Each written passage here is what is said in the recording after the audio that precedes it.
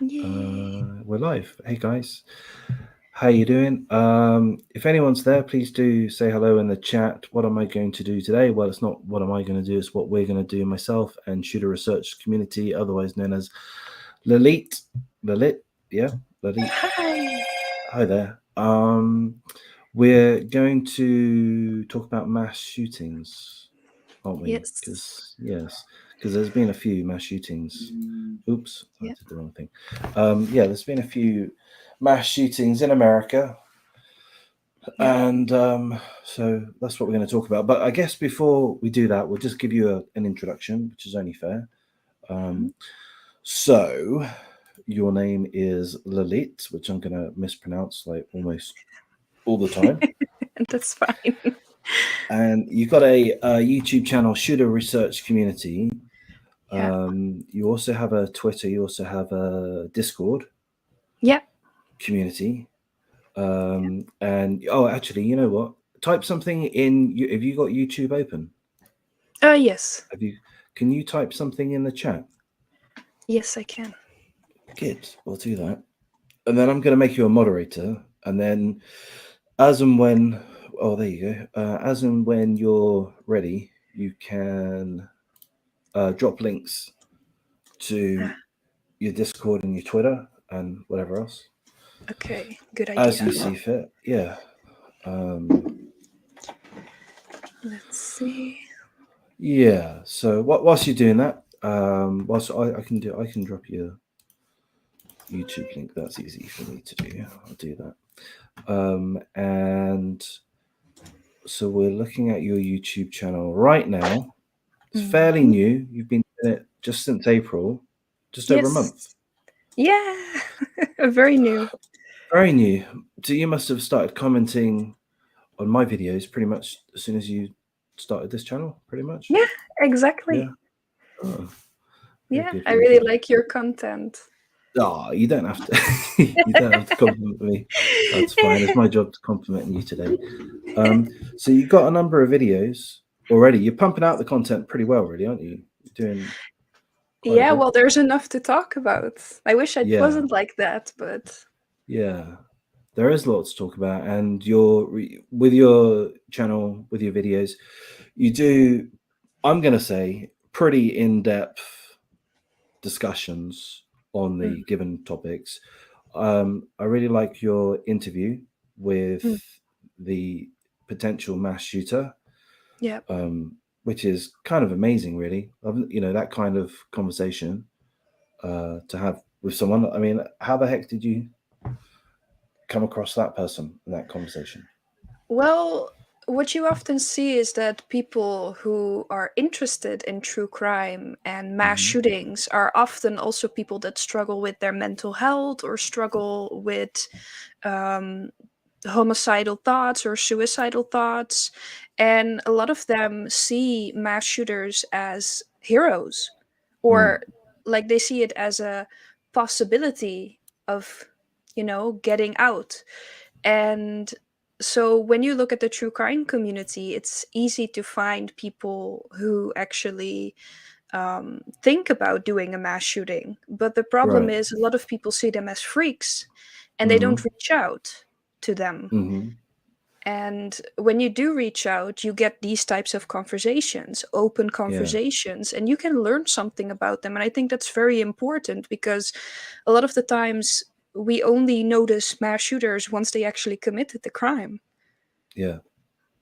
No, I agree with that totally. So what's happened. You were basically on a social media platform. You were exposed with some people that claim that they had tendencies towards mass shooting, and you just talk with them, and Yeah, normal some kind of conversation. relationship. Yeah, yeah. No, I think it's cool. Like I've experienced that myself in the political realm with Mhm. people with very extreme political views, which part of wrong think. And I don't know. I just feel that people are entitled to their views. Doesn't mean that it's something that I approve of or agree with. But if you have conversations with them, they have their own reasoning going on. Yep. And with my experience with conversations with people that whose political beliefs are outside of the norm, let's say, They seem to be very intelligent. They've got a whole wealth of ideas that I've never been exposed to before. And Mhm. yeah, it's just like a learning experience. Definitely, definitely. Opposing views can be very useful to Mm, enrich our own. yeah. That's cool. That is such a very interesting interview that you have, and you've got the Columbine High School Massacre. So you're doing a whole series, multi episodes in regards to Yeah, that. Yeah. yeah. I'm actually busy with a in-depth documentary on it because I was actually first thinking of doing multiple episodes, Yeah. but since the story is so intertwined with Mm. two people and what happened, um, it can make it seem a bit difficult when you make separate episodes, and it's more Right. useful to do it in one documentary. Okay. Cool. So that's what you're planning on doing, one long documentary. Yeah, exactly. Right. And especially now with more mass shootings and school shootings happening, like a Mm. lot of them are inspired by the Columbine mass shooting. It Right. kind of set the tone for a different type of school shooter and also for a lot of mass shooters. It's almost like people see Columbine as the blueprint, basically. Uh-huh. And why is that? Like, what is the different tone, and what were the mass shootings that were occurring beforehand? How were they different? Well, I looked into mass shootings that happened before Columbine, and most of them were actually targeted. And that's the Right. difference with Columbine. They didn't target their bullies. They didn't target Mm. anyone in particular. They just Right. wanted to destroy the school, destroy as many people as possible. And even in their journals, they talk about wanting to destroy the whole of mankind. So Mm. it's a very different type of shooter. Uh-huh. So did they target the school because, from what you've just said, that they weren't targeting their bullies? Did they want to kill school kids, or was it more that a school is an unprotected area? There's hundreds of people there, and they can rack up a number of kills.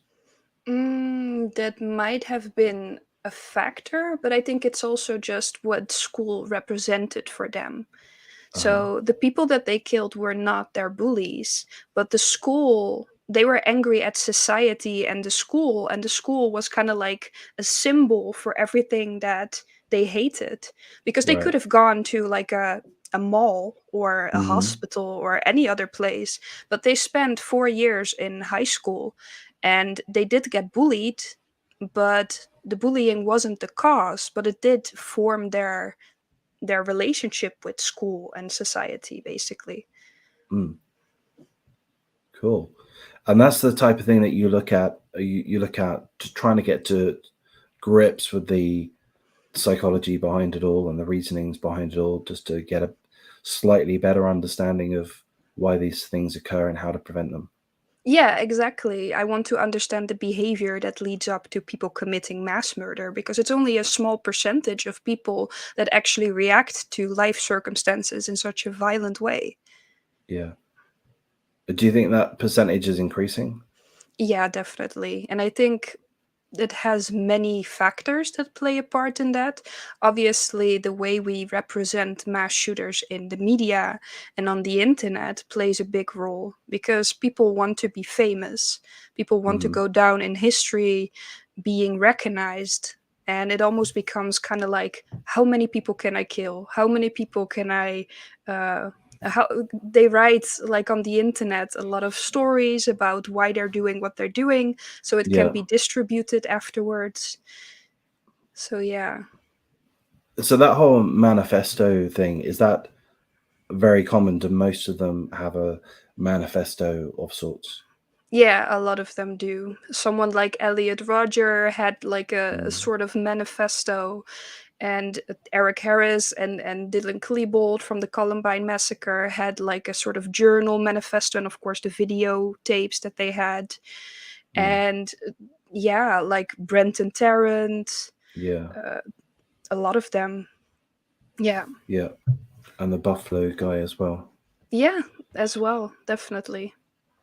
Here's something which I saw on the internet from Jordan Peterson, which touches on what you just mentioned. We have to agree to never publicize the name of school shooters and other publicity seeking mass murderers.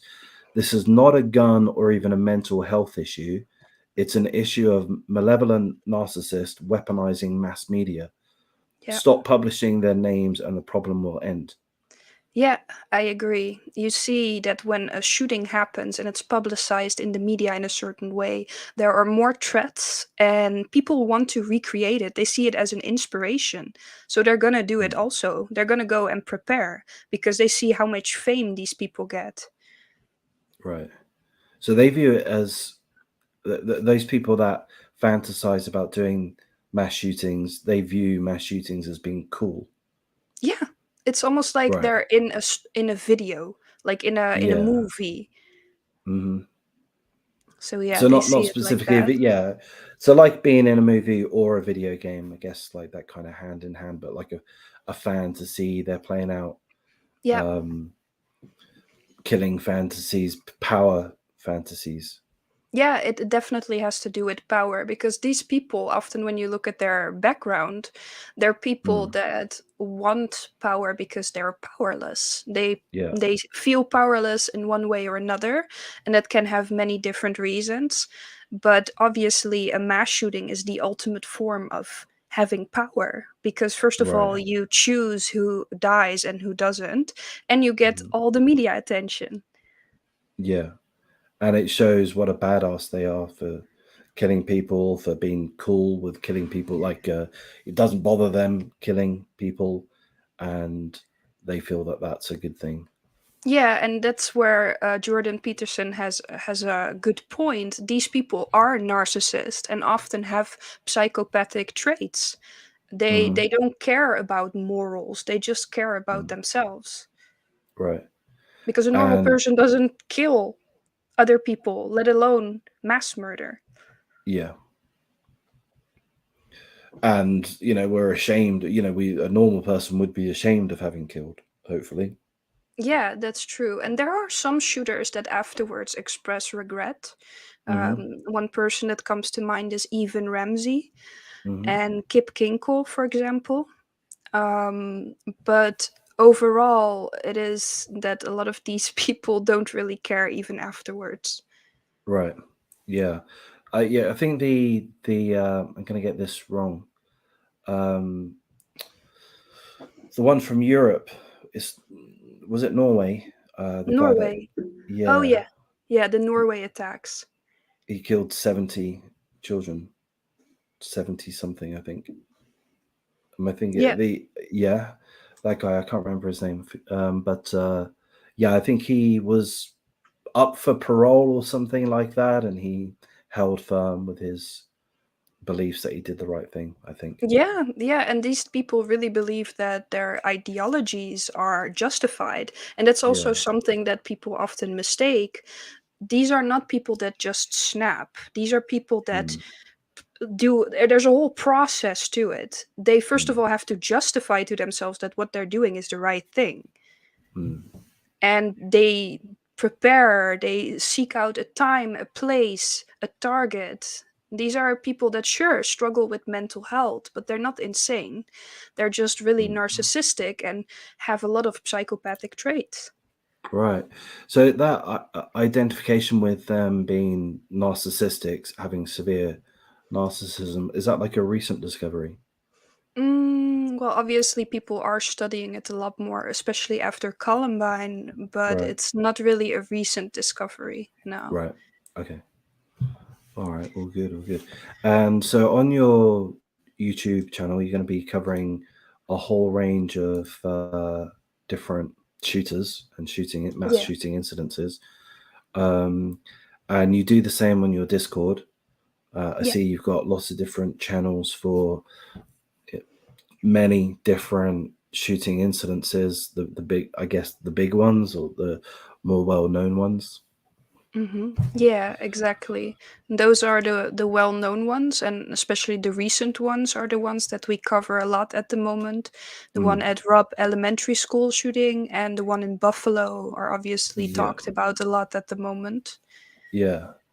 And but Rob Elementary more so, isn't it? That's kind of like to me, that Rob Elementary is just so much more impactful than anyone that I've come across previously, or rather, when Sandy Hook happened, for Mm, whatever reason, I wasn't that in tune with looking into true crime at that point. Didn't really yeah, have an impact on me, but this Rob Elementary, it just seems so shocking on so many different levels. yeah, Um, yeah, the atrocity, of course, but also the police handling yeah. aspects of it. Yeah, they stood outside for an hour waiting for backup to really do anything. And that's horrible because the guy was in the school doing his thing basically. He had a lot of time there and that's really horrible. And it's children. Yeah, That's just something that is even more horrible. Like in general, mass murder is really, really horrible. But when it comes to children, they just have something innocent to them. They're still yeah, at the beginning of their lives. yeah, yeah. On my YouTube channel, a lot of the videos that I make are in regards to child murder. Hmm. Um, just really because when I look through the articles, like I scan the headlines, and when it just comes down to children being murdered, and also they're abused on an ongoing basis, it's just so much more heartbreaking, Yeah. and difficult to understand. It just feels so much more important Hmm. to, I don't know, look at, cover, show Yeah. some respect towards. Yeah, Um, exactly. I definitely think that's true. But one thing that I also find sad with every shooter case that I come across, and with this one also, is the long trail of warning signs that could mhm, be it could have been prevented when it comes to mm, looking at these warning signs. Because, for example, I've been looking at the perpetrator of the Robb Elementary School shooting, mhm, the sure. behavior that he had before the shooting. There could have been an intervention way before. Mhm, He had a massive weird behavior on social media. He said that he wanted to rape people, for example. He would abuse animals on live streams. right. Why is that not reported? You know, or maybe sometimes when stuff that like that does get reported, it doesn't get taken seriously by authorities, and that's also sad because that is the window where Mm, there's still a possibility for intervening. yeah. How would they intervene? How would the authorities intervene if they found someone was live streaming animal abuse and making rape threats? What would they do? Do you know? Well, first of all, I would definitely interview the person in Yeah, question because yeah, obviously there's something wrong with their ideas, yeah. with their morality, sense of morality, first of all, and just their logic doesn't make sense. They're committing already little crimes, but nobody's doing anything about it.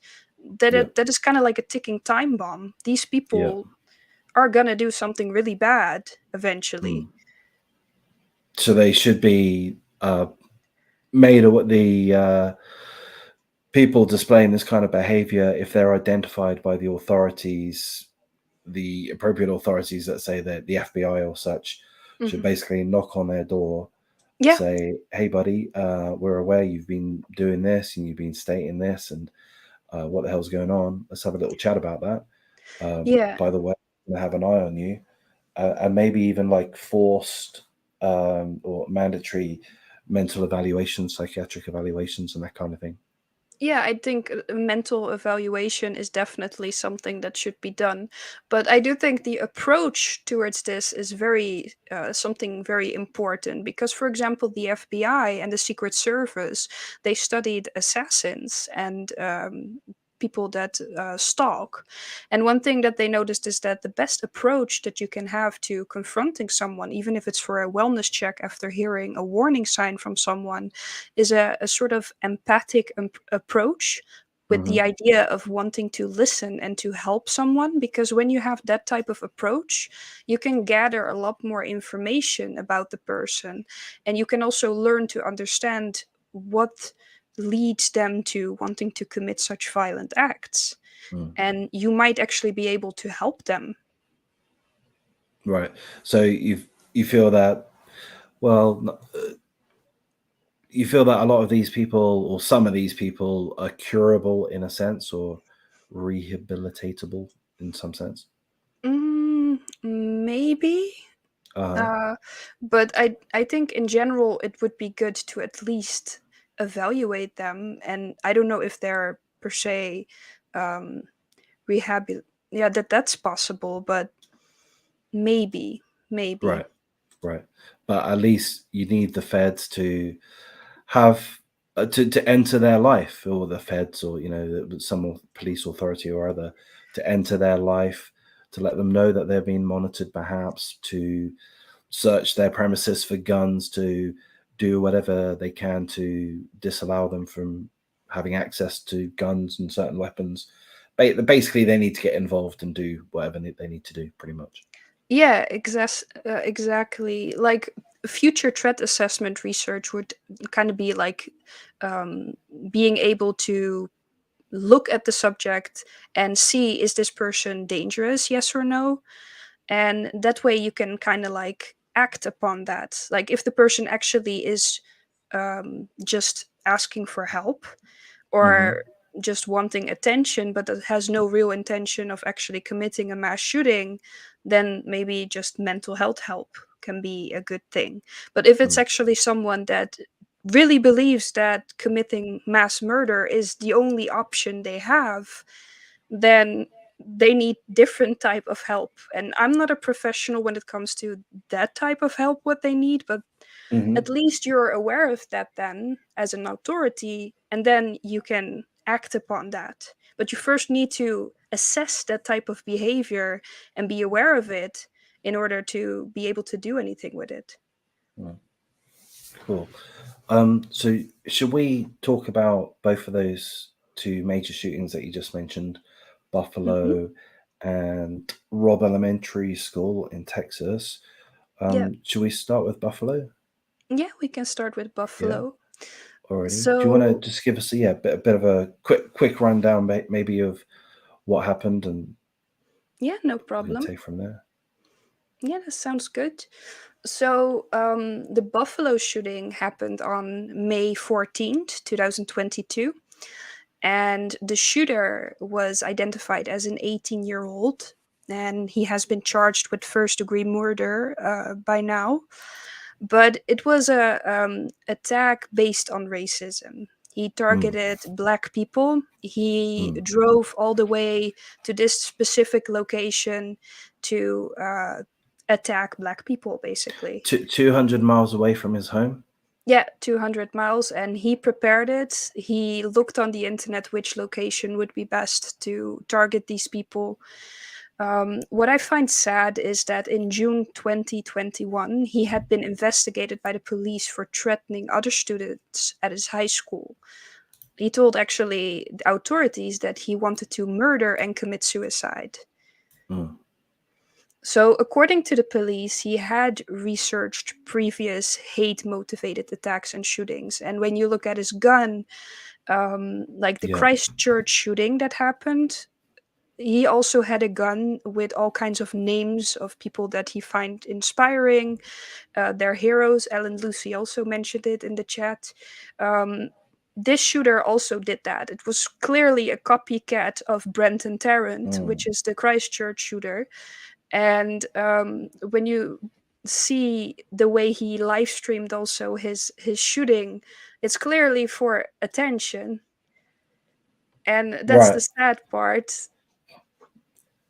Like with that you mentioned, with the writing on the guns that Brent Tarrant did, and this Buffalo guy did, Yeah. um, that's kind of like communicating to his buddies on the internet, isn't it? Or what he feels to be his buddies, his community on the internet that he relates to. It's kind of a wink to them, an acknowledgement. Yeah, yeah, and he feels, because when you look at the way he talks about what he's doing, it's kind of like he feels that what he is doing is making a difference, because Yeah. they subscribe to the idea of white genocide basically. Mm. And what he is doing in his head is saving the white race. Yeah.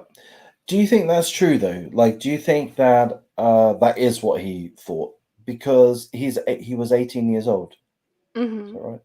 He's 18 years old, and I mean, for how long had he been fermenting those kinds of beliefs?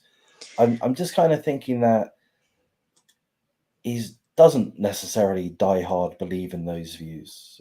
If he's only been exposed to those kind of views for a fairly short period of time, um, I don't know if he would necessarily be die hard, or maybe it's just like part of the persona. Hmm. This is the superhero character that he chose to be. From his point of view. Yeah, You know. I think I understand what you mean, and it hasn't been that long actually since he's really been doing the extreme beliefs on it. It's mostly in the time of the Corona when he was at home a lot. He Hmm. surfed 4chan a lot and 8chan, and that's basically what got him extremely interested in it. Hmm. And he saw all the info on there about Hmm. about white genocide and backing it up, and he just made the connection. Okay, this is a fact. This is true. Normal media doesn't tell the truth, and it makes sense. So this is the truth. So I'm gonna take action, and that's basically also what Yeah. happened to the Charleston church shooter. Like he was Right. also like doing it for exactly that reason, because he believed, and he even said that while he was doing the shooting, that he had to do it. He believed Mm. that what he was doing was for a better cause, and that's Mm. also why it's called domestic terrorism. Terrorism, because there's an ideology behind it. Yeah, Yeah. it's similar to terrorism because these Mm. people believe in something and they feel justified in killing other people for their beliefs. Yeah. Yeah. I get that. I don't know why, but my feeling is an 18-year-old that's just been fucking around on the internet for a short period. I mean, do they really take on board these beliefs? I'm not quite buying it. It would be so easy for them to have the tendency or the desire to commit mass murder, and then they just pin this kind of thing onto it. I'll just be I'll That's do it true. in this style. This will be my because style is a big, well, an aspect of it, isn't it? Like with Columbine, Hmm. trench coat mafia, wasn't there like there's a style to it, Yeah, yeah, I get what you mean. I an think, aesthetic. I think in general, when it comes to this, he probably already was not doing well with his mind. A lot of Hmm. people that have the theory that there's a great replacement and that there's a white genocide do not commit mass murder. Mm. So even the ideology is not to blame. And if he was really serious about it, I don't know. It was in a short period of time that he got radicalized, but we can't really know, was that the real reason? I don't think so. Obviously, Yeah, I he don't did think so. use it. Obviously, he did use it to portray himself in a certain way, Mm. but that's the interesting thing about mass shootings. People make themselves indeed into a certain persona. They go Mm. and commit the crime, and that's how they go down. That's what the media latches onto, also. So that's basically what they're created. Yeah, yeah, they've created an, I'll say, icon for themselves. They've made themselves to be an icon. I don't mean that literally, but I think that's perhaps how they view it. Yeah, kind of like an avatar, indeed. Yeah, Yeah. like Billy the Kid, or the Ned Kelly from Australia, just like a folk hero. Is from their point of view, they're doing the right thing. Um, Perhaps with the copycats, they see, this 18-year-old had some twisted, perverted respect for Brent Tarrant. Yeah. He liked how he went about Hmm. his evil, murderous spree, and perhaps because he was younger and he didn't really have a mind of his own. I didn't have a mind of my own when I was 18. Uh, he just followed along, and that was a path that he saw and admired, and Mhm. just went down that same path. Yeah, I think so too. And from what I read about him, he in general seemed to kind of lack purpose in life. And when people Hmm. lack purpose in life, they kind of seek out purpose, if that makes Yeah, sense. yeah, And I think that's what happened with him. He yeah. wasn't doing well. I think I read somewhere that he was already feeling depressed, and he was probably also alone. Hmm. And I think he sought out a group that represented the feelings that were already within him, Mm. and they just like looking into those things and then seeing indeed Brent and Tarrant and stuff like that, it just kind of enhanced that. It was not the cause, but it was a factor. Yeah, and he So yeah. perhaps wanted to be a big man in Hmm. the pond that he was floating in of these, white supremacists, and wanted to show that he is brave and he's willing to sacrifice himself for the Yeah. greater cause. Yeah, and then we go back to the narcissism part again. Like Hmm. these people want to have the spotlight on them. They want to be noticed and seen and go down in Yeah, history yeah, with their name known. yeah. So has his details, has his name been publicized? I guess it Yeah, has. a lot. Yeah, right. That's with the new one also. Like it just gets Mm, publicized so much. And I think it's also because whenever people mention, and personally, I actually have to say that I had that too when someone mentioned it to me, that people are kind of like, why should I not name this person? Because they don't yeah, know the backed up research behind it. They're just like, yeah, yeah, but I want to know who this is. Yeah, but they misunderstand that these people want their name out there, and it leads to more mass shootings because people get something out of it. yeah, Fame. yeah. The worst part, I mean, the Zodiac killer. Hmm. Why should I, in the year 2022, know about the Zodiac killer? Like what? How you know what I mean? But that happened whenever it happened in the 70s, close to 50 years ago, I believe I'm right in saying. Hmm. And yet we still know about the Zodiac killer. Yeah, some of these people have their notoriety has Yeah. just lasted, and you got Charles Manson as Yeah. another notable figure, a cult hero. A lot of people, I don't know, have a fondness for him or such. Um, It's also what these people represent, because when you look at mm, Columbine, the hmm. story at the beginning that went around a lot is that these people stood up to their bullies. And that is Right. something a lot of people emotionally can relate to. So the Yeah. people that I have interviewed often tell me this also, that they see the shooters of Columbine as some sort of powerful figures that stood Yeah. up for something they believed in. And Yeah. that's the problem with these things. They're being these shootings are being made into something that it is not. Instead of just giving the dry facts, it's almost made into a story, and Mm, people love stories. And yeah. people look for heroes. People want heroes, Yeah. and yeah, so that happens with these types of things. Right. And so these shooters have an understanding of that, with this Buffalo guy, same as Brent Tarrant. Um, they hope and expect that the other white supremacists that fiddle around on their computers, they're going to think, you know what, I'm going to do this too. Hmm. This 18-year-old did the right thing. I can do that in my local town. I mean, that's kind of at least part of the hope, isn't it, to spark others to replicate? Yeah, yeah, I think so too. But to be honest, most often I do think it's also mostly for their own fame. It does Right. spark copycats, but Hmm. these people are incredibly selfish, and they Mm. most often only care about themselves, Yeah. about their own fame, and about how they look in the media and stuff like that. Mm.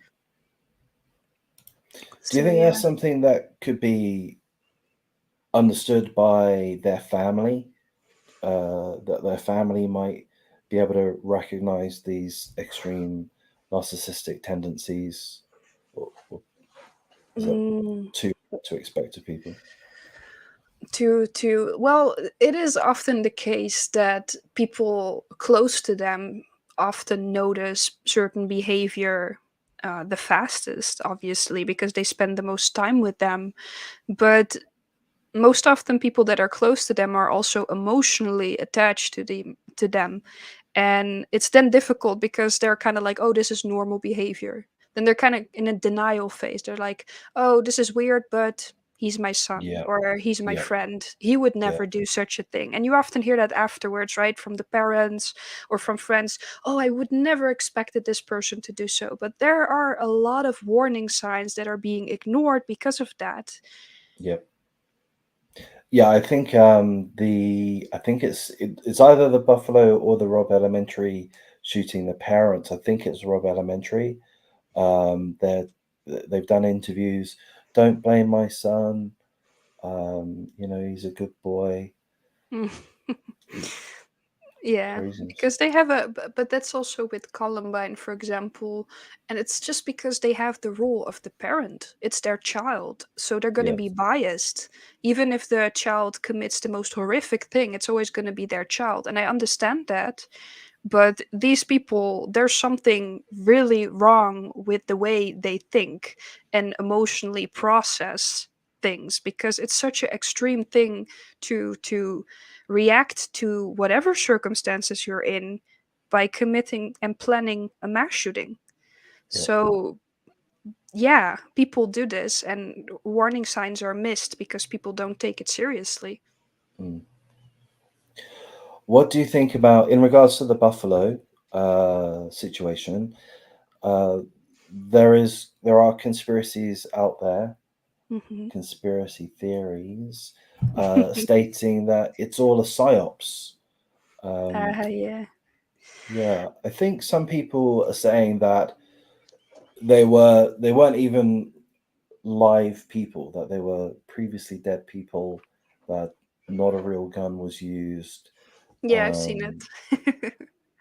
and then Yeah. beyond that, with this headline here, retired federal agent who was a member of Buffalo supermarket shooters' private race hate forum may have known in advance of the massacre but failed to report it. So there is suggestions that feds have been involved to push to push the Buffalo mass shooter in a certain direction, to guide him to do this, Mm. to facilitate the shooting. Yeah, I Um, heard about this before. These conspiracies actually have been around for such a mhm, long time, Columbine as well. mhm, But people just, the thing is, when a mass shooting happens, people want to try to find the meaning behind it. They try to find some sense in it, and mm, denial is one of them, or making up your own story. A lot of these mm, people are not mental health professionals and don't really understand that people can do horrible things. mm. And this really did happen, and real people are suffering. And the problem is with the conspiracy theories that are out there is that it denies the fact that real people are suffering. Yeah, I mean, it can be disrespectful to the victims' families, for Yeah. sure. Um, I do have a bit of a tendency towards conspiracy theories, to let you know. Kind That's fine. kind of open them to them in some degree. I think conspiracy theories are interesting, and I think it's Mhm. also good to be critical of the news that Yeah, is being put out there. Like I said before, news is a business, and they have an agenda when it comes to putting information out there. But sometimes conspiracy theories can lead to denial of the truth, and truth yeah, can be twisted. It can be. So conspiracy theories are not always um, something to be completely denied. It's always something to look into. I think it's worth looking into a conspiracy theory, definitely. But denying facts, that is the most important part of what I'm trying to say, is not helping anyone. Yeah. No, no, I hear you for sure. Um, Yeah. we are skeptical of the media, and for me personally, of the governments of the world. Yeah. I believe that we're lied to, and there is evidence. I'm not an expert in this kind of thing, but there is evidence. I believe the U.S. government have admitted to lots of programs over the course of history, which are disgusting, like MK Ultra, which I'm familiar with the term and the basics, but haven't looked Hmm. into. But I believe the U.S. government have admitted to some real shady shit. Pardon my French. Yeah. No, but that's true. That's really true. When you have people in power, they will use that power to, in their eyes, to do good, Yeah. but they try to manipulate people, and that's a fact. That's something you see in general in small parts, like media on TV, but they will do that for their cause. That's definitely true. You can't Mm, deny that. mm. Talking of agendas, one of the subjects which is turned to following a mass shooting is gun control. Hmm. And I believe, I haven't actually read this article, but I believe our good friend Kamala Harris, I believe, she's saying enough's enough. We've got to have more gun control in America. Uh, what are your thoughts on that subject? I think gun control can help a lot, Hmm. but I don't think it's gonna solve mass shootings. Hmm. The reason why is because if a person really wants to commit a mass shooting, then they're gonna find a way to get a gun. And also, the Mm. background checks that are being done are often not thorough, which leads to people being able to buy guns.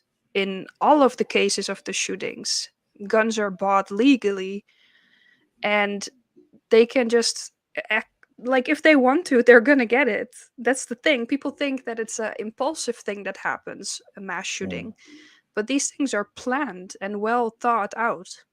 Yeah. So neither of us live in America, and we know that gangs seemingly have access to guns, gang members. They Um, do, yeah. yeah. But do you think, like, I mean, with the Buffalo shooter, he's a white suburban kid, an 18-year-old with no gang affiliations. Do you still Hmm. think that he would have the opportunity to buy illegal guns? Yeah, sure. I mean, you Mm. can find stuff on the internet. If he has the Mm. right connections, he can still get guns, or he can have Mm. someone else buy it for him. For example, in the Columbine shooting, they had a friend of theirs that was 18, because one of the gunmen was actually not 18 yet. They had someone else buy it for them. So there you go. Right. That's already an Right. option. So my Right. point is, if they have the intention to commit a mass shooting, they will find a way. Right. Guns are easily accessible, gun control or not. Mm. Mm. Yeah. No. Yeah. No. I agree with that. They can just ask around their friends. Yeah, They'll find a way, like you say, and perhaps their parents or family members have got exactly. weapons which aren't entirely secure. The Sandy Hook massacre. He did not Mm. buy any guns. He had them at home. His mother was a Right. gun freak. Right. That's Adam Lanza. Adam Lanza, yeah. Yeah. He's a very bizarre looking fellow. He's a very bizarre case in general. Mm. What was the first case? Have I asked this one already? But what was the case which um don't want to use an inappropriate word, but really attracted you to the subject of mass shootings? Honestly, it was the Columbine case. Right. That's the one that actually attracted me the most, simply also because it seemed to me like two very normal kids. Mm. They seemed like two normal teenagers. And that two normal teenagers did something so horrific just baffled me. It was like, Mm. what? And Mm. also the story around it, the videos that were being put out about them, their video diaries, their journals. There's just so much available about these people, yet Right. still so much mystery around it. And that kind of gets you like pulled in. It's kind of like, why did this happen? Yeah. I think that's an important point, like that additional media. Hmm. Um, so I've been got my own true crime channel for the last a little over 6 months. I'm not overly familiar with the Chris Watts case.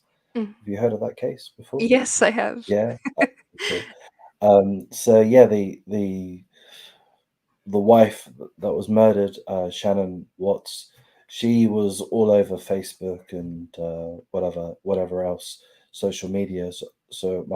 I believe it's generally accepted that that case was extremely popular. I don't know, there's probably a better word than popular, but attracted a lot of people to look into it Yeah, because of the media, the photos and her short videos, similar to Gabby Petito, I think. yeah, yeah, Um, yeah. They get a lot of media attention, these types of cases, definitely. yeah. And all right, how 4chan's toxic culture helped radicalize Buffalo shooting suspect? It does help. It does Help. play it does play a big role. Mm, And that's also in general with the accessibility of other shooters information and stuff like that. But when it right. comes to 4chan and 8chan, it's kind of they just have a certain culture that when people are gullible, Mm-hmm. they will get so deep into it and get Mm, radicalized because it's all backed up by mm-hmm. facts that Yeah. they come up with infographics. And Yeah. I actually knew someone that spent most of their time whenever they had free time on 4chan and 8chan, and they had very similar views as to Yeah. the Buffalo shooter. Right. And it's just interesting to me because obviously he did not become a mass shooter.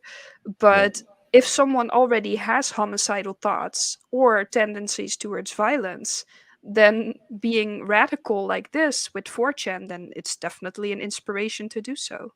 Mm. Yeah. I've always had a tendency to be a little bit gullible. Yeah. I mean, I don't know. You're exposed to new things, and I'm generally an honest person, so I always kind of assume, well, why would they lie to me?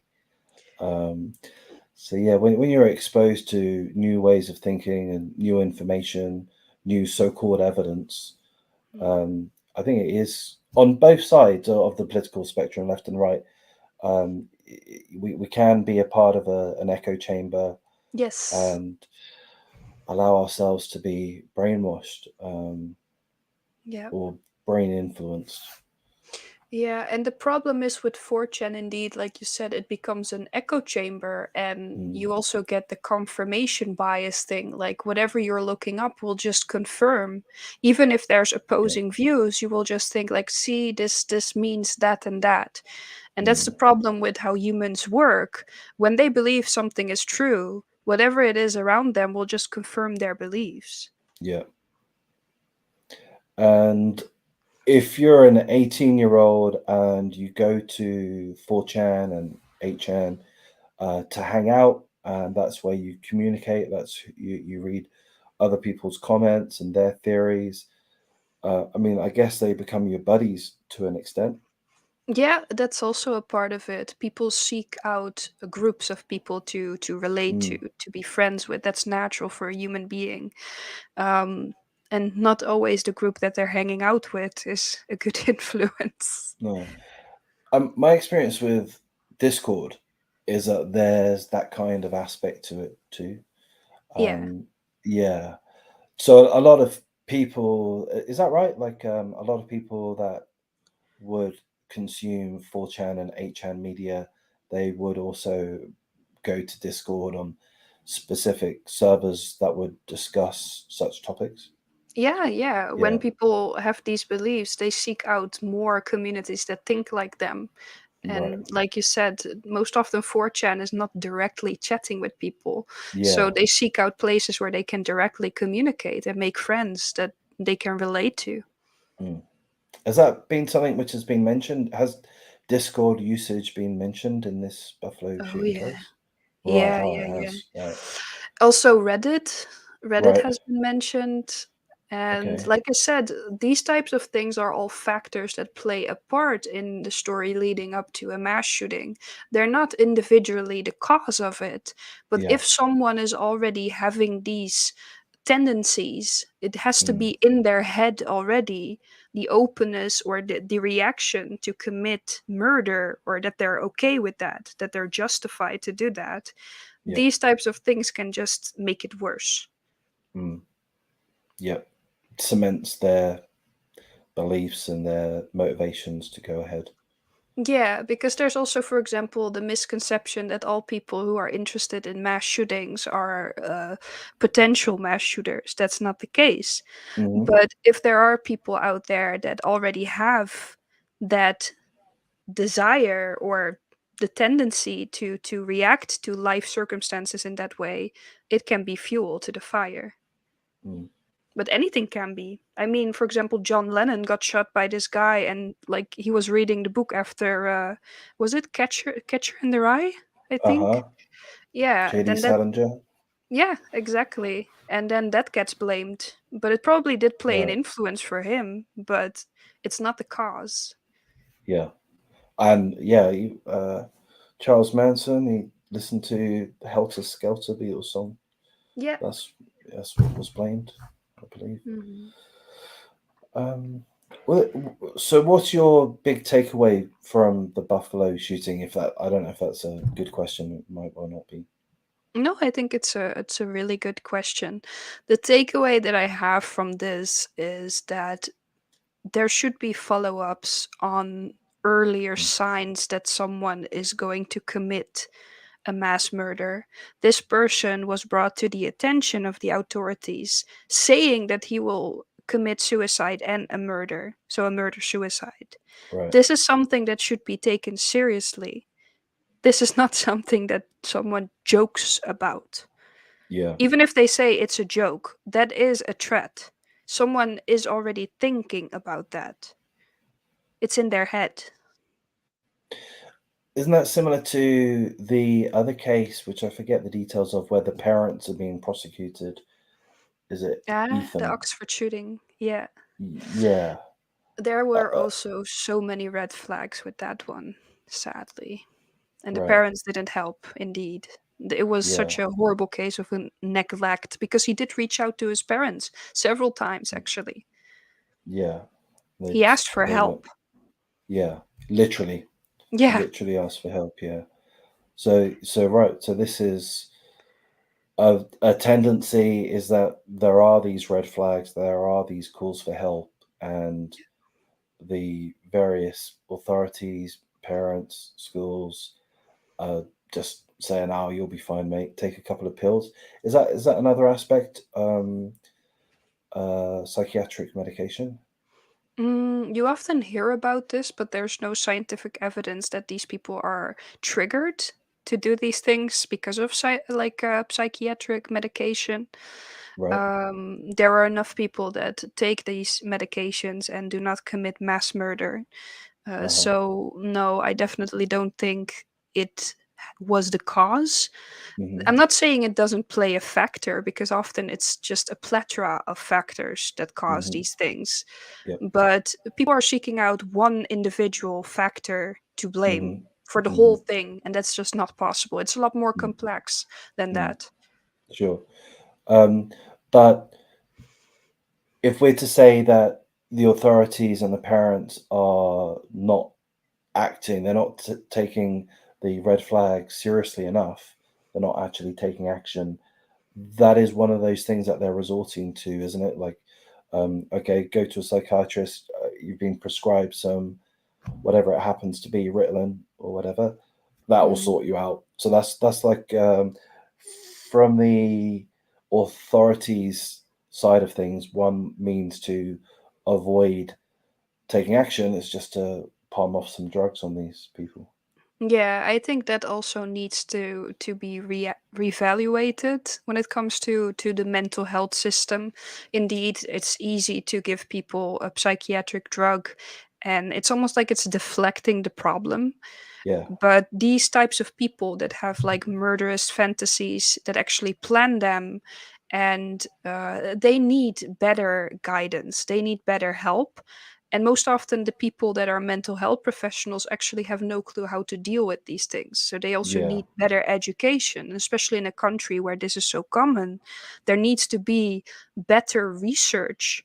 And I do think, in general, threat assessment that is actually done by the Secret Service and the FBI, they actually have a plethora of guidelines and knowledge on this that should be available to mental health professionals. It should be mandatory that people know these things, because there is a lot of info out there and research that has been done already, but it's just Right. not available to the public. Right. So, if am I understanding that right? You're saying that the Secret Service and the FBI, they've gone away, they've funneled billions and billions of dollars into their research that they've done Yeah. in order to capture criminals and do whatever nefarious things those guys do. But they've come across some real good science, good quality science, which Yeah. perhaps largely hasn't filtrated through the education system yet. Yeah, they're not guiding the common folk basically to learn Right. these things and to apply it, because Right. actually after some shootings the FBI said that threat assessment should be mandatory on schools, but they did not give any guidance on how to actually apply such a thing in a school. They did not learn or teach people about that. So you can Hmm. say that that should be mandatory, but like the lack of guidance, leaving the Mm. responsibility completely up to the community, it's difficult. Mm. So, how, if you wanted to learn more about what it is you're referring to, the Mhm. threat assessment, how is are there is there forums to learn about that so that we could Well, educate ourselves? there's actually a really good book about it. I'm gonna put the link in in the chat. Yeah. It's a book called Trigger Points: Right. Inside the Mission to Stop Mass Shootings in America. Mm. And it's written by Mark Folman. I'm actually a Mm-hmm. big fan of his work, and the reason why Mm-hmm. is because he has a lot of research done Mm-hmm. together with people from the Secret Service and from the FBI, and he has written a book about it. So it's also easily accessible for others instead of going through so many journals, Right. scientific journals, and whatever. This is just Yeah. easy access. Yeah. Let's Cool. see. Do you write? Yes, I do, You right? do? Yeah. What do you write? Well, You write? mostly about these events. I'm Mm. researching them a lot, and what I learn from them, I try to write about them. I am thinking about starting my own website and a blog Oh yeah. about my findings, because I do want to make it accessible to other people as well. Mm. Yeah. That makes sense. Cool. All right. One thing that springs to mind about the Buffalo shooting is, to me, it was forgotten about very quickly. Yep. Yeah. Um, and I think perhaps that's because Robb Elementary happened, Mhm. um, which was, I mean, just that much more shocking on different levels. But I don't mean that in a disrespectful way to the victims of the Buffalo shooting. Yeah, no, I get what you mean, but it's actually not only because of that. In general, people forget about mass shootings within 4 days. Right. There is a reason, because people just move on with their lives. They're affected Mm. by it. They have an emotional reaction. They Yeah. yell and yell for action basically. Mm. And that's it. Most often the action doesn't ever come. It's also because there's some sort of homeostasis that happens, that people just go back to the way it was. Yep. And then people forget about the victims and their families, because these people can never go back to the way it was. Yeah. And that's the sad They're part. shattered. So do you want to give me, or give us a bit of a rundown as to what happened at Robb Elementary? Yeah, of course. So obviously, this shooting is really, really horrible. Every shooting is Yeah. horrible, but when it comes to kids, everyone becomes outraged. This happened on May 24th, 2022. 18-year-old fatally shot 19 students and 2 teachers and wounded 17 other people at Robb Elementary School in Uvalde, Texas. He basically locked himself inside a classroom in which he killed all of the shooting's victims and remained there for about 1 hour before being killed by a border patrol tactical team. And there's a lot of outrage, obviously, about the cops not going in for an hour. They were waiting for backup. So I can understand that there's a lot of outrage about that, and they Yeah. also admitted fault. So, but I find that sad to comment on that because in Columbine, the exact Hmm. same thing happened. That's over 20 years ago. Hmm. In a country where there are a lot of mass shootings, there needs to be quick action when it comes to these types of things. And you would expect that people learn from events like this, but Yeah. like I said, they only stay active on these types of cases and talk about them for 4 days, and then that's it. But to go back to the shooting, 19 kids or 19 students were killed, 2 teachers. And the shooter, you see the picture in the live stream, was a Yeah. former student at Uvalde High School in Mm. Texas. According to his classmates and some of his friends, he had a stutter and a strong lisp, and he was being bullied. I do want to say that bullying is not a justification for mass murder. Obviously, people are bullied every single day in any country, and it does not lead to mass murder. However, he frequently had fistfights with classmates, so that does indicate to me that it's someone that has like a violent tendency. And Mm. another thing that is telling is that social media acquaintances said that he openly abused animals and cats on live stream. And that is actually a very classic, uh, telling thing that psychopaths often have. They start with Mm. animals. And he also threatened to kidnap and rape girls who used the app Yubo. Hmm. And he also threatened to commit a school shooting. Up until a month before the shooting, he worked at a local Wendy's and he had been employed there for at least a year. One of his coworkers said that he was occasionally rude to his female coworkers and also sent inappropriate texts and messages, and he would intimidate Sexual. them. Yeah, sexual. Mm.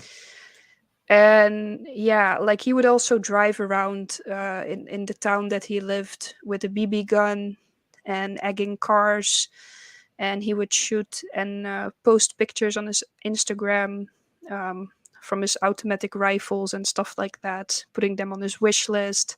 Mm. So yeah, there's already a lot of red flags that led up to the Yeah. shooting.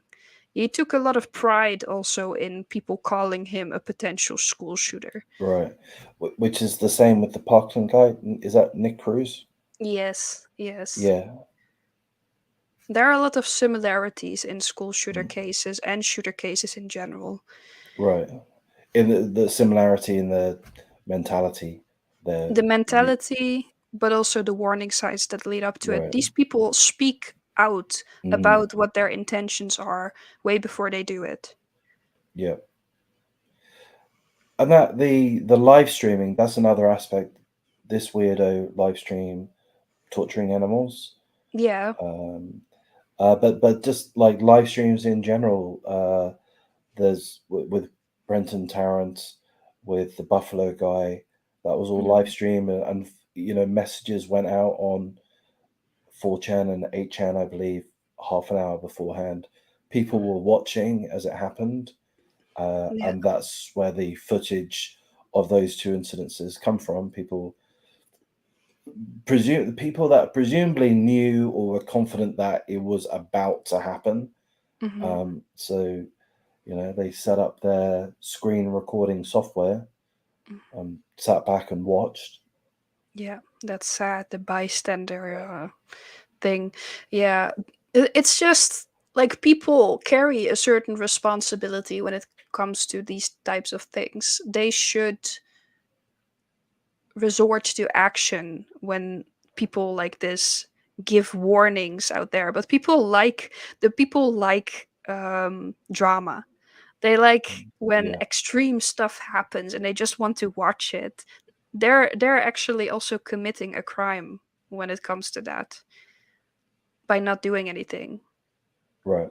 By not You're acting. adding to the problem. Yeah, but you're also kind of like giving them a platform. You're watching, you're giving them what they want. They want to Yeah. be seen. The fact that Yeah. this boy uh, did this on live stream and Mm. put everywhere out there on social media Mm-hmm. Mm. means that he wanted other people to know about what he was about to do. He Yeah. wanted that attention. Like I am, my mind is a bit boggled just with the torturing of the animals. Hmm. I mean, that is a major, major red flag. Yeah. Um, we're all aware of The that. buffalo shooting did that too, by the way. Right. I mean, that absolutely should have been. The authorities ought to have just jumped all over that Yeah, I think so with too. criminal proceedings, yeah, mental evaluations. That ought to have been the time that the line is drawn with Yeah. them. Yeah, it's a classic thing, right? Normally, when Yeah, you look at true crime shows, they're like, oh, they started with yeah, abusing animals. And indeed, yeah, when you see these types of things about the shooters, you're kind of like, why did not anyone ring any bells when stuff yeah, like this happened? yeah. I mean, if it happened in a field and they're on their own and no one else knows about it, Yeah. well, okay, no one else knows about it. But when it's put out there on social media, live stream, um, I don't understand how that can just get overlooked. Yeah, agreed. That That that can't be considered normal behavior. there's a live streamer there's a live streamer that I'm aware of, and she's allegedly homeless, Hmm. and she's clearly. I mean, believe if you believe what she's saying, she's clearly insane. Hmm. She lives in a car and she's pregnant. She threatens to kill her baby all the time, Oh, her damn. unborn baby. Hmm. Uh, and apparently, I think she's admitted to having killed puppies by putting them in a freezer. Jeez. I think Yeah, she's there's something really, really wrong with these types of people. yeah, But the problem is, obviously, you cannot really blame mental health because a lot of people then make it into like a general thing. Not all people struggling with mental health commit these types of things. But there's something specific about these types of people who don't care about the emotions of animals or other human beings. There's yeah, something specifically wrong about the personality, the way of thinking of these yeah, people. And often it comes down to a personality disorder or something in their brain that is just different from others. yeah, And that needs to be looked at. And that's basically what we try to do at the shooter research community is to look at mm, what makes these types of people different from mm, everyone else, because the circumstances and the life experiences that these people have are not that different from most of us. Even if they go through something horrific like abuse, it's yeah, something that other people go through also. Why don't yes, they commit mass murder? yeah. Do you think the likes of these mass shooters, if they were to have had a mental evaluation, do you think that it would have been identified that they do have these mental disorders, whatever it happens to be? Do you think that they could have realized, oh shit, these people are batshit crazy. They should not be allowed on the streets. Well, the problem is that it's more complex than that because most often these people are actually not insane. They have a Right. personality disorder. Yeah. That's Yeah. the problem. Right. When you call these people insane, which I completely understand because it's completely insane what they're doing because it Mm-hmm. baffles us. But Mm-hmm. the problem is, these people have a logic behind it. It's Yes. their Yeah. logic, but it's still like when you think of insane people, it's someone that is, for example, psychotic and hallucinating and completely detached from Right. reality. But Right. these people are not detached from reality. These Right. people know what they're doing, and they are Right. responsible for their actions. So with that, it's very. I think you're saying that it's very difficult for a psychiatrist or such a psychologist to identify someone when it's a personality disorder. It's not really difficult, but it just makes it more complex because Right. it's easier to say someone is insane, has a psychosis, and stuff like Yeah. that because I don't know, it just gives a label and it makes it tangible. But when someone like a shooter has a personality disorder, it makes them suddenly a lot more human Yeah. because they're actually like us, but just have a personality disorder, which makes them deal with their emotions differently. Yeah. And that's the problem.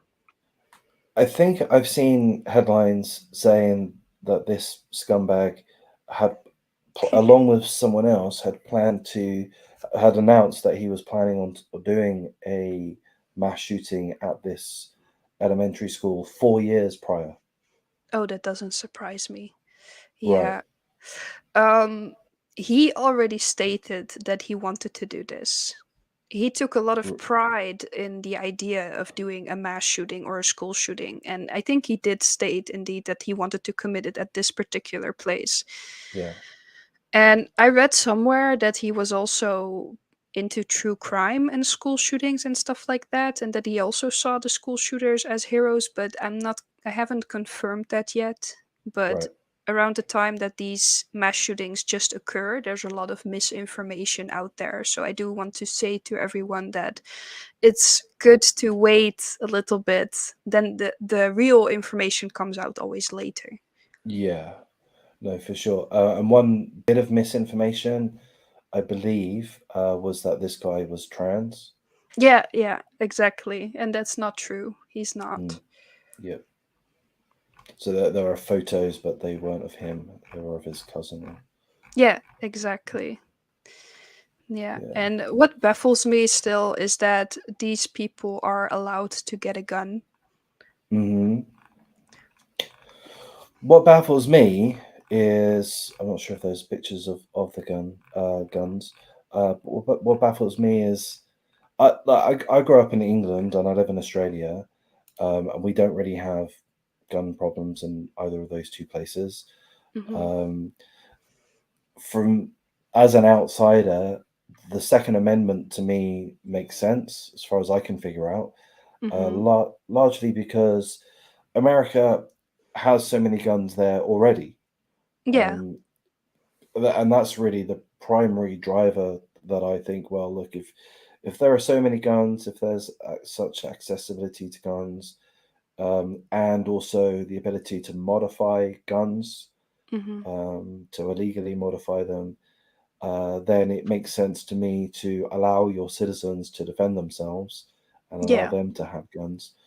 But then when you see the guns that these shooters have, um, I mean, I'm not a gun expert, but they are scary looking. Yeah. Most often they use semi-automatic rifles, or in Mm, general, the R15 you often see, the AR-15. Those are big guns, and mm, they're easily accessible. That's the horrible part. mm, And the thing is, it's an assault rifle. Like, these things are assault rifles. You don't need it for hunting, you don't need it for protecting yourself. It's hmm. an assault rifle. And Right. that's the weird thing about this. Some of these guns should not be available for regular folks, in my opinion. But that's Mm, my opinion. yeah. No, I think I agree with that too. Not 100% sure, because these are such complex matters. Mm. Um, but yeah, I mean, an assault rifle, that means that it has been engineered and designed to do whatever, but I think it would be to dish out a lot of damage Hmm. quickly, Yeah, um, so that you can shoot out multiple targets within a short amount of time. And I exactly. believe, with the barrel and holding it with two hands, it allows for a high degree of accuracy. Yeah. Um, And yeah, I guess that is why it is used so much, because they're looking to rack up their kills, their number of kills, Yeah, and it's easy. it's the right tool for the job, Yeah, and when you look at different mass shootings, because we have like a mass shooting database of every mass shooting all over the world, right? and the most used guns are assault rifles. Mm, Because like you said, they're easy, they're right. fast, they're quick. So yeah, that's what people go for. So, would you just your own personal opinion? You would suggest that allowing people to have guns is that's fine as long as there's mental health checks and such, but let's limit it to a handgun and not an AR-15 or such. Yeah, I think we can all agree that if there were no guns in America, we wouldn't have mass shootings or school shootings, but there are, and it's difficult to get Yeah, rid of them. So there yeah, needs to be better control, but also logic in like, does a person like this need such a gun? yeah, Like you said, do they really need an assault rifle? What are they gonna use it for? Why do they need yeah, that for protection? Why not just a normal handgun or whatever? Like, yeah, I wouldn't trust anyone with a handgun, to be honest, because people are just emotional creatures and yeah, often not logical. But yeah, why an assault rifle? Why is that needed? So yeah, yeah. No, definitely. I'd agree with both of those points. Like, again, I didn't grow up with guns, but we all get angry, Yeah. and we can go through periods of life where we show angry behavior for it could be years. That's normal. For not everyone has periods of their life where they do display a lot of anger. Not everyone does, Mhm. but it's not uncommon. Um, so I don't know. In some ways, I kind of admire Americans that have access to these guns and yet they don't end up using them. Mhm. But Yeah. And that's good to put out there also. It's not the norm that people kill people with guns. It's not normal. Like, most people have guns in America, and it's only a small percentage that does mass shootings. And also the people that do commit normal shootings, like as in like one or two people, that's also not the norm. So indeed, with that, they are doing a great job. It's just that mass shootings and gun violence needs to be dealt with better, basically. yeah, there was I thought I had an article, but I can't seem to find it. But there was an incident yesterday or the day before. There Hmm. was can't remember where it was, but a woman with a handgun shot someone who had perhaps an assault rifle or a AK-47. I'm not sure if that's an assault rifle. I guess it is. But yeah, they shot a woman. There was a guy who was about to start shooting some people, Hmm. and a woman in America, I think it was Atlanta, could have that wrong, shot and killed him. Hmm. Uh, so she was a hero with a gun. Oh. Uh, yeah. So yeah, I mean these things can happen. Like gun ownership can can stop these perpetrators, and sometimes before they are able to kill. Yeah.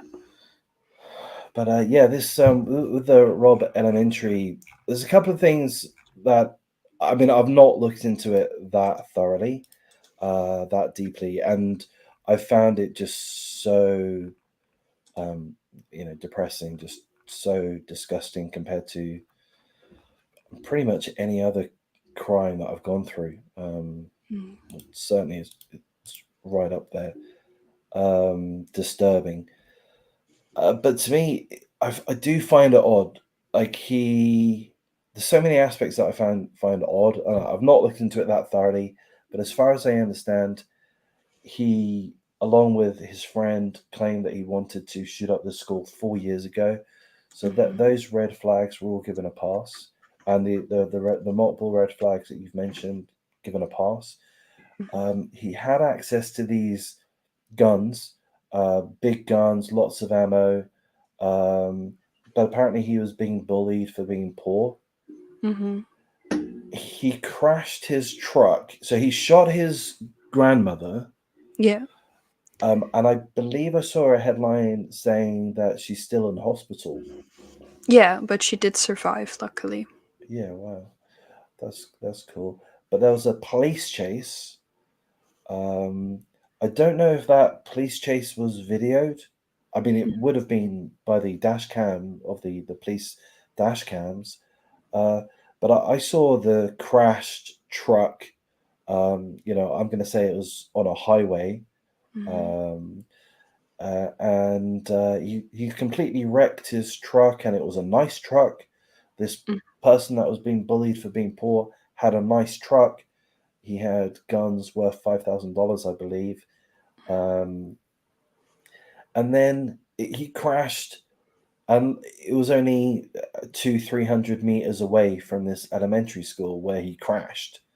I mean, Mm-hmm. he didn't purposefully crash there, uh, and it was a big crash. The car is wrecked.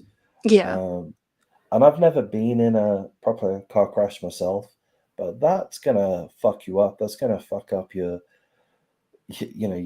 body. Your legs are gonna ache. You're gonna be injured to some degree, and it's gonna fuck up your mentality. And so he's been chased by the police. So hang on, where are the police then? Like, no, I've seen police chases on the internet and on TV, and typically when there's a police chase, the police car or cars or helicopters or police bikes or police trucks are 200 meters behind the Right. culprit that they're chasing.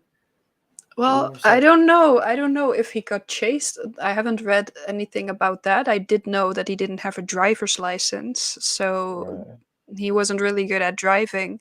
But one right, thing that I do find horrible is that actually there was a 911 call about a vehicle being crashed, and that person, a school resource officer, actually drove to the school campus pursuing a teacher who they believed was the gunman, and they drived past the shooter in the process. right.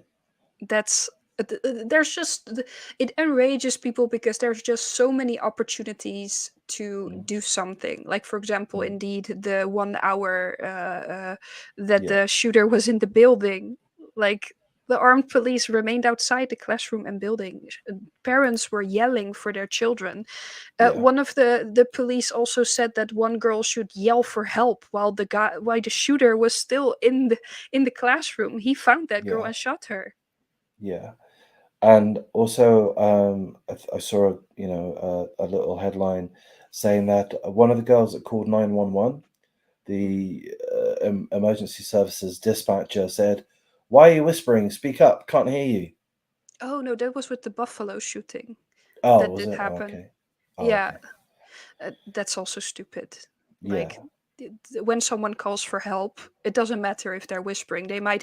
They probably have a reason why they're whispering. This is just like basic 101, that's what you would learn on day one of your job training. I would expect so. And of course, there's always a possibility for human error. But when it comes to these types of things, you can't say, speak up. You're whispering. Why are you whispering? Someone is calling the police line for help. Yeah. Life and death. Yeah. I mean, these scenes that I'm playing with this tweet here, this video, and I'm not going to play the audio because it's harrowing. I mean, these parents are they're fretting, totally fretting. They're completely panicked. As you say, this has gone on for 60 minutes. So the parents are fully aware that their kids are in the school with a school shooter in there that has already killed multiple children. Yeah. Um, and you got all of these police officers here in this 2 minute clip. I don't know how many police officers we're seeing, but I mean, I'll say a dozen. Hmm. Maybe it's more than that, maybe it's less. And they have got guns. They've got AR-15s and shit. Yeah. Why can't they do something? Yeah, it like I said, it reminds me of the Columbine massacre, where all of the cops stood outside of the building while the two gunmen were just raging out, like inside of the school, killing people. It's protocol. They're like, oh, we have to wait for a backup, but it's a horrible thing because, like I said, Columbine is almost 20, like more than 20 years ago. You would have Yeah. expected that the police would have a different protocol for an active shooter on the ground. Well, that It protocol is fucking disgusting because these yes, guys, I mean, these guys, you know, they've got fucking guns. These are professionally trained. I mean, they haven't got a little 9mm Glock. They've got whatever these guns are, AR-15s or super duper, and they're yeah, specced out exactly how they want. That's a long rifle there that can shoot from a distance, shoot and kill from a distance, and they're doing crowd control. yeah, yeah. It's It's ridiculous. it's It's so ridiculous. sickening. These guys, like, with the all of the school shootings, how many culprits are there for each one individually? It's, one or two people. Mhm. There's a hot. There's an army. There's a. I don't know what the correct terms are. There's an army. There's a squad. There's a battalion of fully armed, fully trained police officers right here. Yeah, And we're just seeing there are literally dozens of them just in this small area here, and then closer to the school there seems to be more. But it's just insane to me yeah, it how these is. guys just haven't um uh I can't think of the word. They haven't motioned. They haven't put themselves in gear. Yeah, It's The parents do. So we see um that they're subduing. There's a guy there. There he is. He's being held down, yeah, and the other parents are angry about that. But I mean, frankly, that in a way, that's kind of by the by. That that guy being held down. There's just so much to object to here. Um, I think I'm right in saying at least two of the officers, one of them may have been an off-duty officers. hmm, They went in. They saved their own children, yeah, and also a mother, who wasn't a cop. She was handcuffed, and yeah. she still ran in and saved her child. Yeah, basically that's what happened. It's just horrible that it happened like this. I heard that a parent also got tasered and put into Yeah, handcuffs, indeed. And yeah, the person that shot the shooter basically was, I think, an off-duty, yeah, yeah, a cop, indeed. So yeah, like why does it take so long for these people to go in and like an active shooter, like it's just one person, and sure you got to be yeah, careful, and sure you got to do control because these people have high emotions and they want to go in. But then again, there's so many people out there, like police, one of them or a group of them could even go in and just finish the deed, basically. yeah. uh Like it could be literally, it could be one officer that finishes the deed. yeah, And it was or what you just said. It was the off-duty cop, or two of them, three of them, and they're going to be able to defeat a one-man army. yeah, Four of them, and they're going to put up they'll likely defeat a two-man army. They've got dozens here, and the parents are, if they were aware that the police, the authorities, the SWAT, the army were doing what they ought to have been doing, the parents are still going to be there. They're still going to fret, but they're not going to. You're the professionals. Yeah, please, you do your job. But I mean, exactly. they're only running forward. Yeah, Uh, it's enraging, it really is. It upsets me also. It's and they tasered a lot of parents. I'm reading here, like they tackled a father, they pepper sprayed a parent trying to get their child, they pinned a parent to the ground, they tasered a parent who approached the bus to get their child. It's just horrible. Like, do your job, indeed, like you said. You're there to protect. not to keep these parents from saving their child, or at least do your job in saving their children. Yeah. Hey, Paul. Yeah. And thanks for the guys that have popped in. Um, Hello. um, but this situation is part of the reason why there are conspiracy theories about this case. Yeah, Is I get that. why the fuck what was going on with all of this holdback? Yeah. For what reason?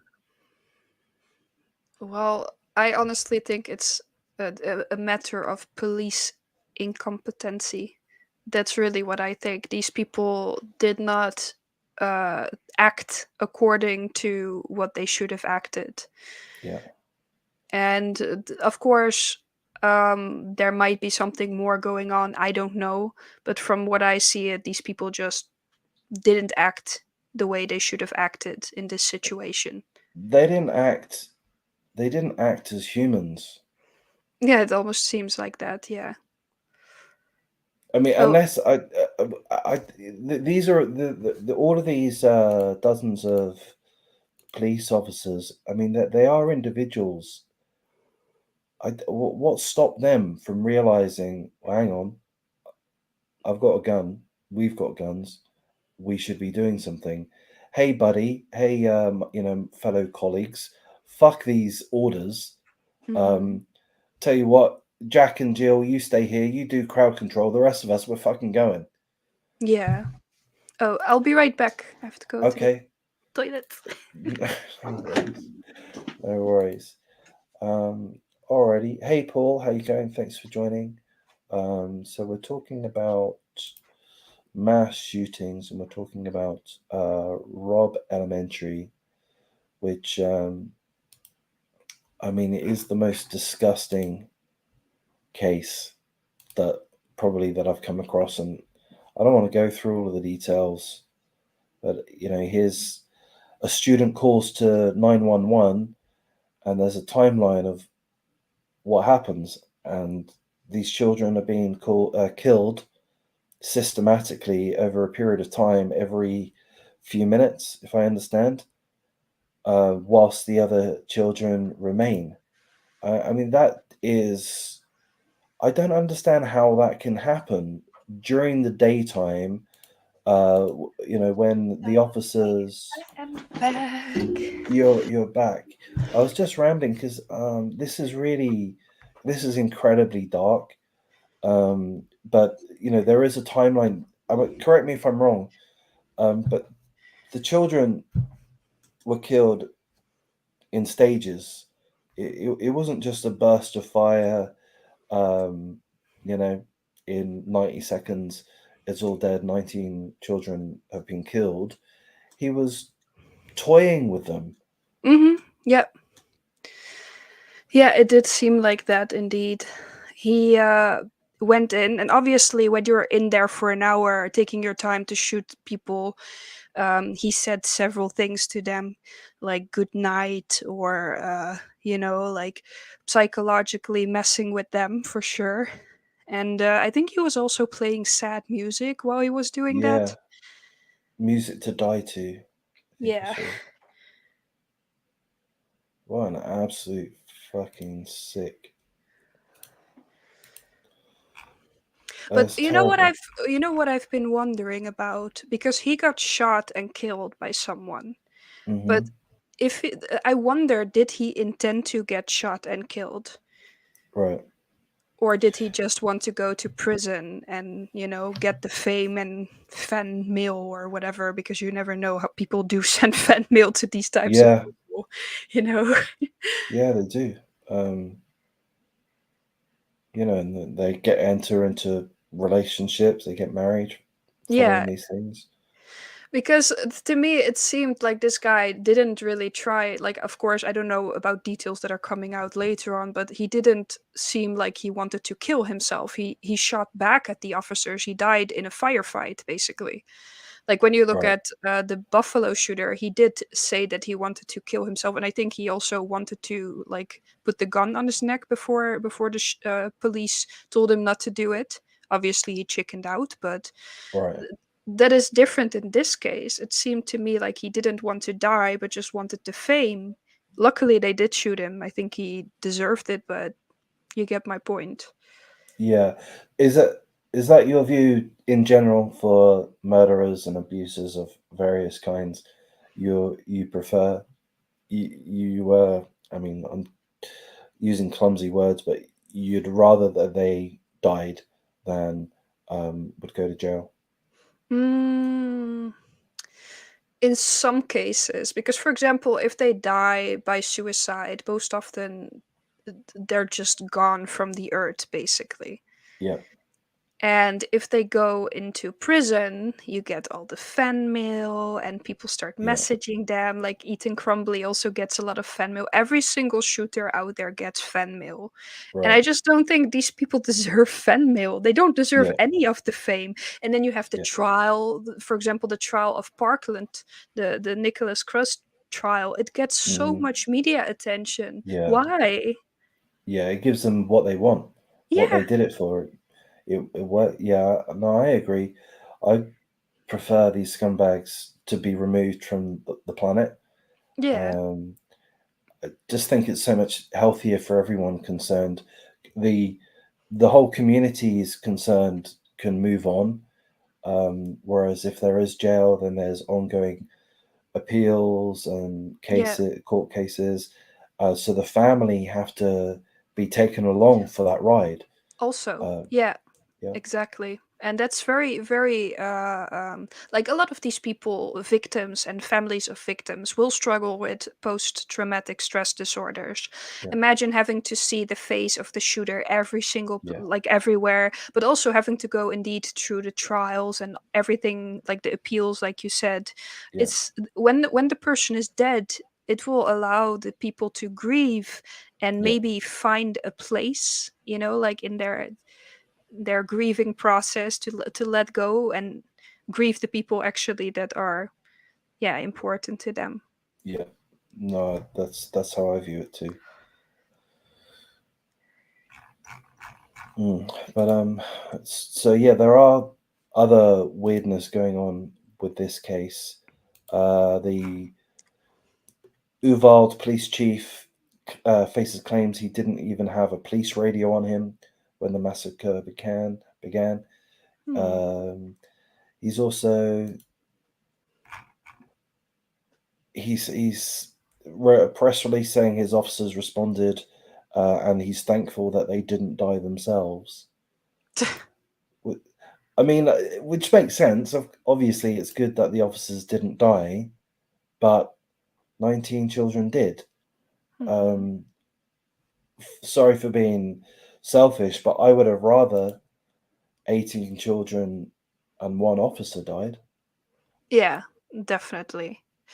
No, I agree on that. I don't think that's weird to say at all. Like, you're on duty, you signed up for a job that you know will protect others, and you might die in the process. Um, yeah, I do find this almost comical if it wasn't so. Yeah, Yeah, sad basically. Someone says this, like, why? You yeah, responded within minutes? Lie. And thankfully yeah, you didn't die yourself? What? 19 yeah, kids died.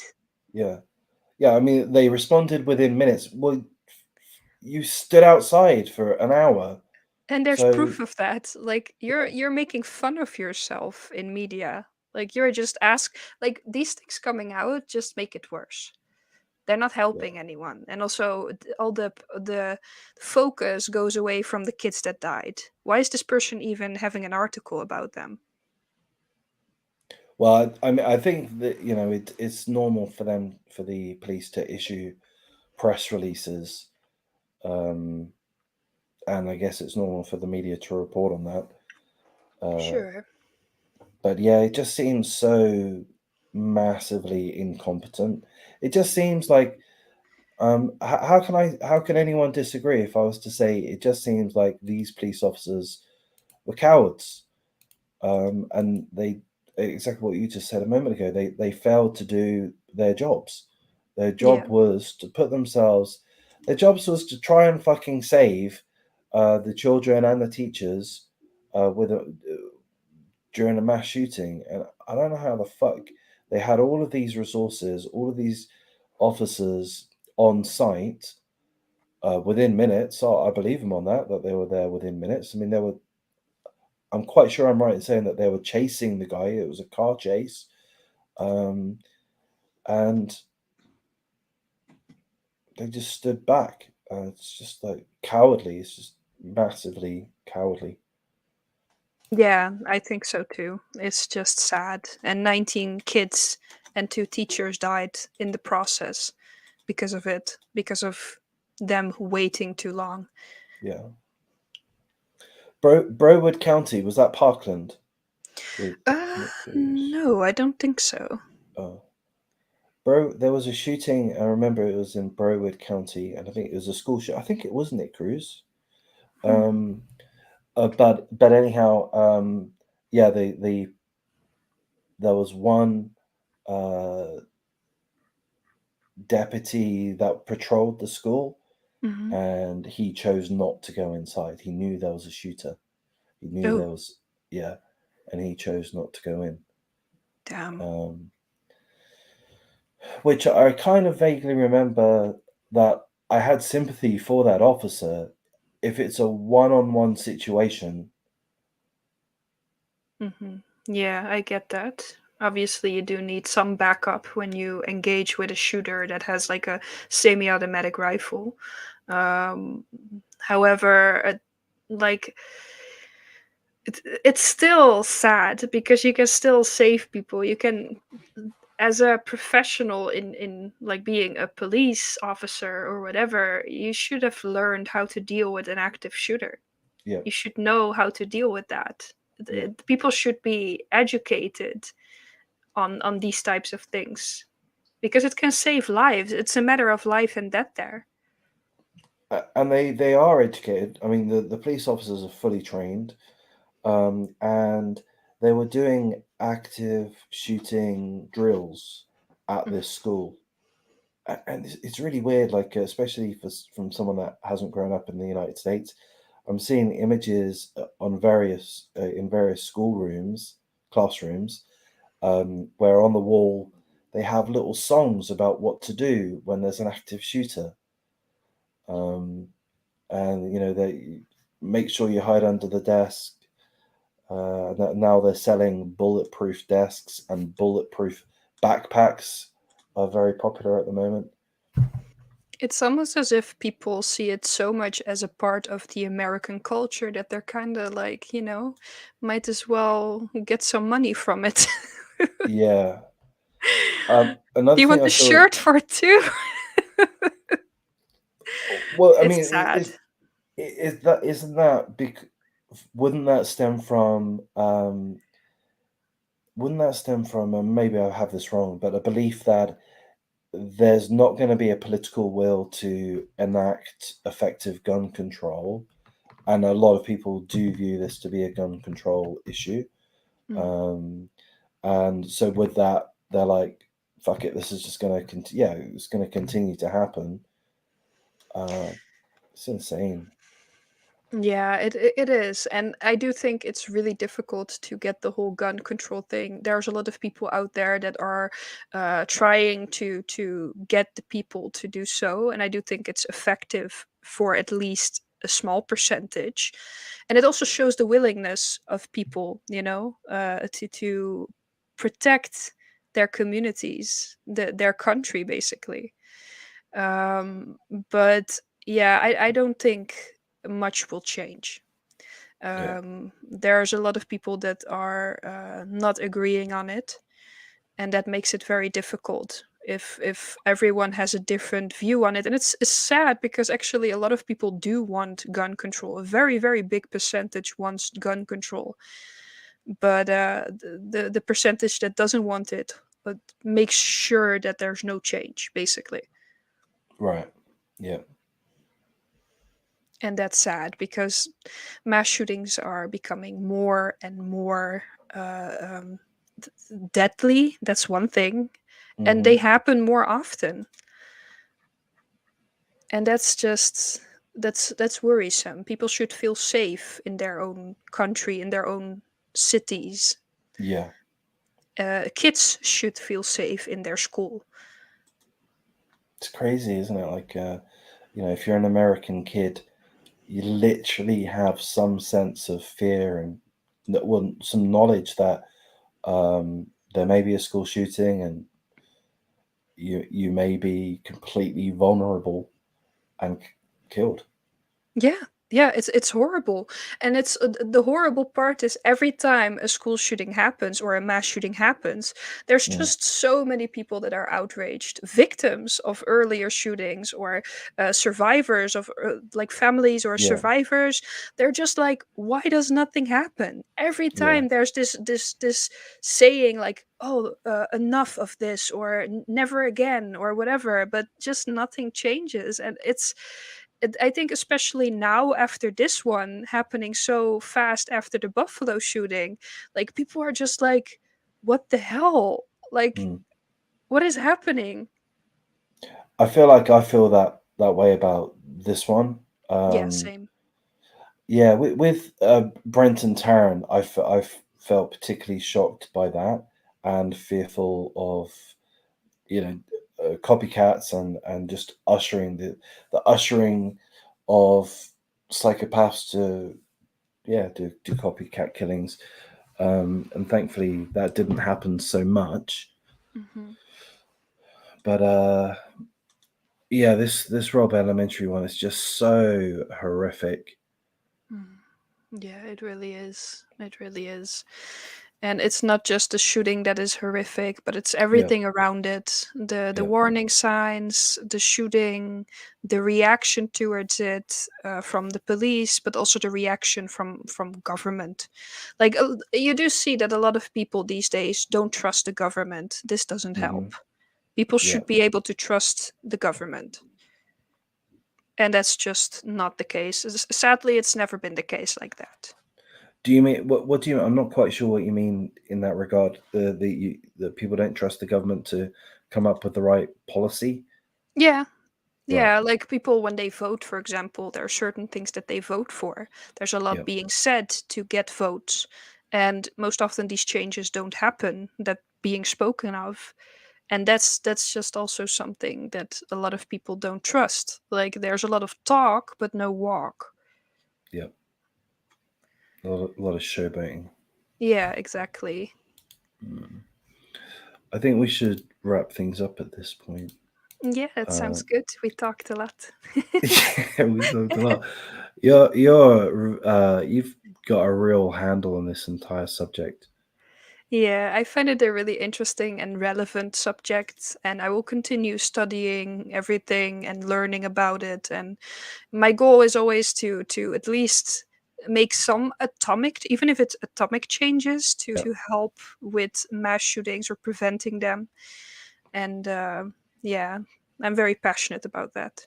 Cool. Yeah, you want to make and you will make a contribution Yeah, to the betterment of the whole subject. So yeah, cool. Alrighty. Well, look, thanks for this. It's been a lot of fun, very yeah. interesting, Thank you so and much for having me here. you're welcome. I'm not sure how many people are going to watch. We've had a few people come in. We will Well, see. we'll see. All right, then. We'll take care and we'll perhaps do this again another time. Thank you. Have a beautiful day. You too. Alrighty. See ya.